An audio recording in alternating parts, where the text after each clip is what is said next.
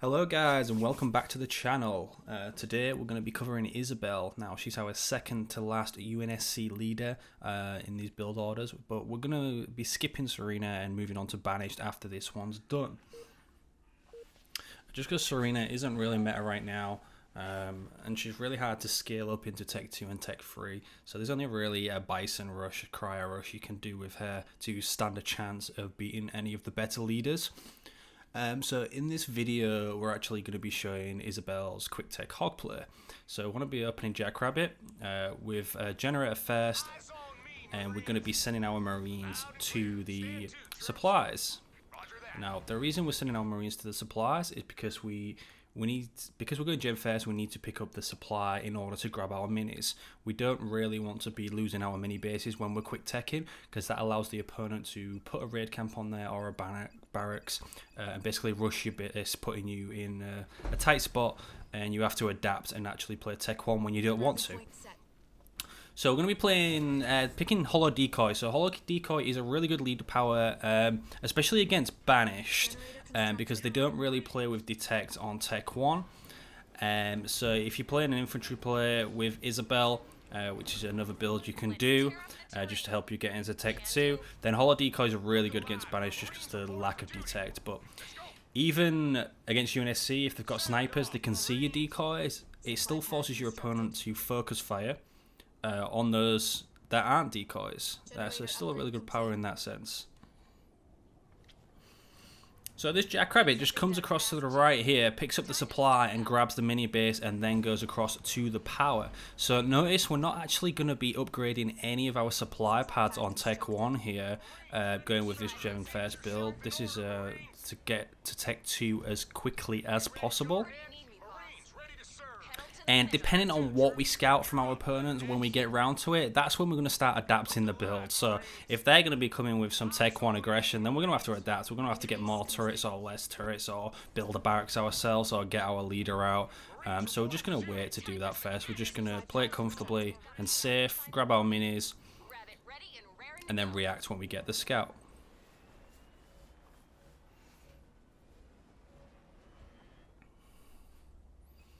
So we're just delaying the 5th pad there because we already put a supply pad on the mini base and we wanted that back mini before our opponent grabs it. So just under 2 minutes in, we've built all our pads, grabbed all our minis, still grabbing resources. Always constantly keeping your units moving, grabbing resources all on the map just to help you along. And notice we're 2 minutes 10 seconds in, we're already 870 power, so not too far away from Tech 2. And unless your opponent's going for an all-in rush, so like barrack second or third or first or anything like that, they're not going to have an army fast enough to push your base within the time it takes for us to get into Tech 2. So we are queuing Tech 2 up at 2:30. Putting up a turret for safe measure, we scout a double generator on the enemy's base with 2 turrets and no production buildings. So, sigh of relief there. They've got no barracks. They haven't even picked up their minis. Obviously, we are playing AI again for these beginners build orders. So, coming into Tech 2, as soon as you have enough power, you want to start upgrading all of your supply pads. Now, we went Accelerated Assembly level 1. Which gives us faster hogs, so they produce quicker, and they're cheaper as well. They go from 250 down to 225. So we're going to put a garage on our main. We accidentally built an airpad there. We're just going to swap that. And a garage on the mini, and then a third garage on the main as well, because we're going to be going Accelerated Assembly level 2, which makes the hogs produce slightly faster again. But also reduced their blue cost to 200 per warthog, which is super cheap.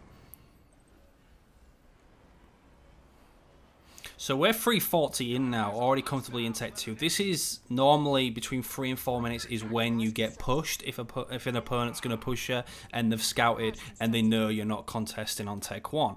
But it's going to be too late for them because we already have a turret. We can upgrade that turret. We could have put a second one up if we wanted to, and we already have 3 garages ready to build warthogs. Now that we have a lot of blue, we're going to swap into our second generator. And when we've got enough hogs out and we can comfortably defend the expo in front of our base, or we've repelled some sort of rush that may come, we pick up our expo in front of the base. The main target here is just to get out hog numbers, overwhelm your opponent. Now, when playing this hog play with Isabel, I don't normally go for vehicle upgrades. The reason is you want to keep your opponent guessing. If you're just spamming hogs all game, eventually your opponent's just going to counter that with hunters, cyclops, hornets, along those lines, and it's pretty easily countable. So the goal is to not spend power and just go into tech free, and then later on, again, like we do with most other UNSC leaders, is we go into wingman hornets. Wingman hornets are still really good. But you got to get to that point in the game, so the hogs are just to hold that out. Where do you want me? Generator upgrade complete. Leader point earned. So notice we cancel a warthog there that was just started building to get our supply back, and then we rebuilt it, so we saved 25 blue just by doing that. So now we have vehicle accelerated assembly level 2. We're going to have a lot faster hogs coming out. All units. All units. Need eyes on something, Skipper? Enemy spotted. Marines. So we're on the offensive. We pick up our expo. It's going to help our eco once it's built. We did go for vehicle upgrade level 1 in the end, just because we're against AI. There's no resistance. They still haven't got their mini bases. Hopefully we can demonstrate this a bit better when we do the advanced guides. So after I've finished all our beginners guides, we'll be doing advanced guides where we play actual real people on the ladder system and show you the strats basically in action and how we have to adapt as the strategies go on. You can easily go into a game and think, this is how I'm going to play it, and that's all I'm going to play it like, and as soon as it doesn't work, that's it, you're lost, you don't know what to do. So we notice our opponent's got air pads up. We build a couple of wolves just to help us, but there's nothing that they're going to be able to do because the AI, and they're not very good.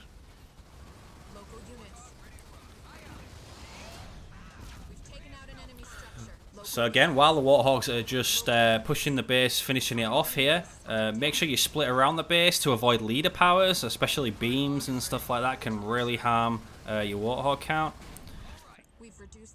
So into tech 3 when we get there. If you do want to play vehicles and get your vehicle upgrades, you can then go into tanks, and Isabel's tanks are really good when you get the best offense leader power. It gives them shields, gives Nightingale shields, so you can go into a Nightingale Scorpion composition.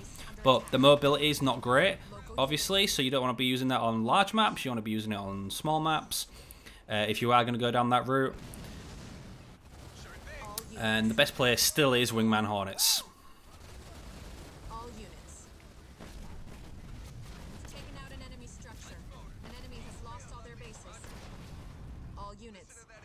Armory constructed. So Isabel's still pretty low down on the tier list compared to other leaders, but doesn't mean she doesn't have her place. Her infantry play can be really good. If you can surprise your opponent, you definitely want snipers if you're coming up against the likes of Anders or Cutter and things like that. I'd probably recommend going heavy metal versus UNSC and then holo decoy versus banished. They're probably your best options if you're going to be playing infantry.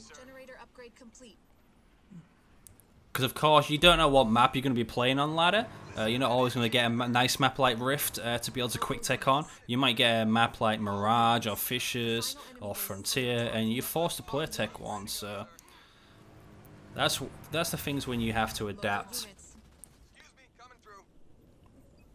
So in that case, you can play a normal UNSC infantry.